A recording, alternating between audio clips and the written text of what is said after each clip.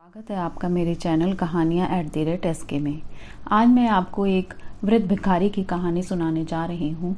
इस कहानी से हमें ये शिक्षा मिलती है कि भगवान सिर्फ कर्म के हिसाब से ही हमें फल देता है। मेरे द्वारा सुनाई गई कहानी पसंद आए तो मेरे चैनल को लाइक कीजिएगा, सब्सक्राइब कीजिएगा और लोगों के साथ भी शेयर कीजिएगा और कमेंट करके बताइए आपको मेरी कहानी कैसी। भिखारी दरवाजे के पास आकर भीख मांगता था और घर का मालिक हमेशा घर के बाहर आते ही उसे देखकर फिर जाया करता।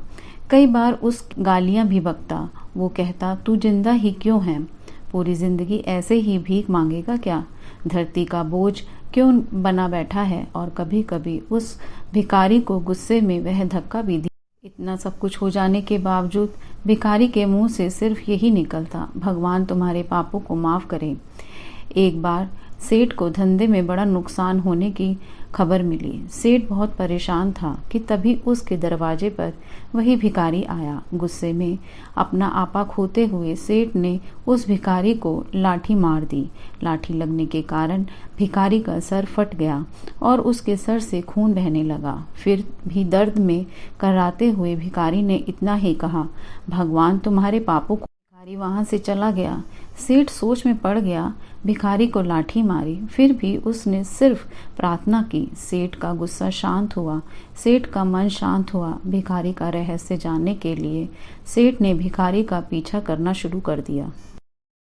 जहां जहां जाता सेठ उसके पीछे पीछे जाता।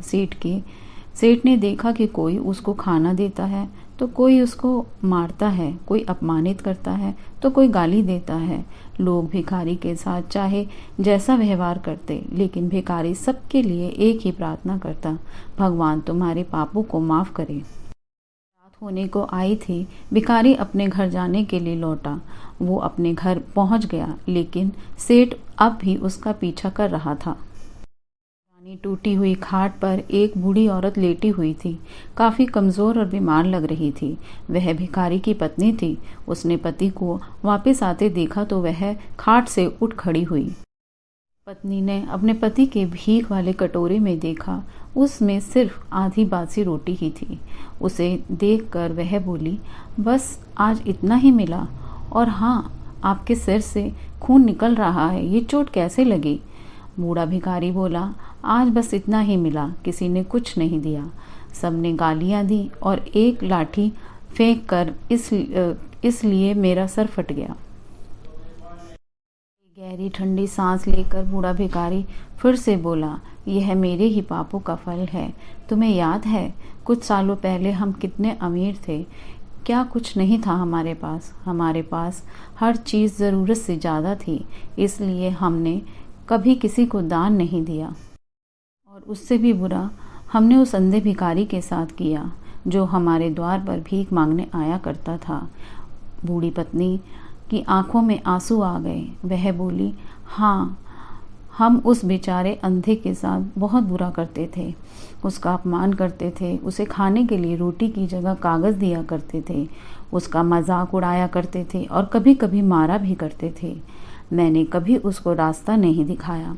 एक बार मैंने उसके मुंह पर मिट्टी भी फेंकी थी और वह हमेशा दुखी होकर यही कहता था, भगवान तुम्हें तुम्हारे किए की सजा देगा, भगवान तुम्हारे पापों की सजा जरूर देगा। उसका श्राप आज सच हुआ और हम उस दुख भरी जिंदगी में आ गए। भिखारी बोला, हाँ, उसका श्राप सच हुआ। इसलिए मैं किसी को बद्दुआ नहीं देता, चाहे कोई मेरे साथ कैसा भी बर्ताव करे। मैं हमेशा उसके लिए प्रार्थना करता हूँ। मैं नहीं चाहता कि कोई भी हमारी जैसी जिंदगी का अनुभव करे, किसी को भी हमारे जैसे दुखों का सामना करना पड़े। वो नहीं जानते कि वह कितना बड़ा पाप कर रहे हैं, इसलिए अनजाने में हुए पाप पर ऐसी सजा किसी को भी नहीं मिलनी चाहिए। मैं ऐसा नहीं चाहता। सेठ वहीं पर छुपकर यह सारी बातें सुन रहा था। अब उसे सब कुछ समझ में आ गया। भिखारी और उसकी पत्नी ने वह आधी रोटी मिल बांट कर खाई और भगवान को धन्यवाद बोलकर सो गए। दिन भिखारी फिर से भीख मांगने गया। सेठ के घर के पास जाता है। सेठ ने पहले से ही गर्म रोटी उसके लिए निकाल कर रखी थी। उसे देख देखते हुए सेठ विनम्रता से बोला, माफ़ कर दीजिए बाबा, मुझसे बहुत बड़ी गलती हो गई। बूढ़ा भिखारी बोला, भगवान तेरा भला करे। इसका इतना कहकर वह आगे को बढ़ चला। कहानी से हमें ये सीख मिलती है कि आदमी चाहे किसी के बारे में बुरा कहे या भला करे, लेकिन भगवान सारे कर्म के हिसाब से उसका फल देता है। क्या हुआ अगर भगवान नहीं देखता है? लेकिन यह बात बिल्कुल सच है कि उसके खाते में सबका हिसाब बहुत पक्का होता है। इसलिए जब किसी के लिए कुछ भी करो तो अच्छा ही करो। आशा करती हूँ आपको मेरे द्वारा सुनाई गई कहानी पसंद आई है। अगर पसंद आई है तो कमेंट करके बताइएगा कि आपको कैसी लगी। धन्यवाद।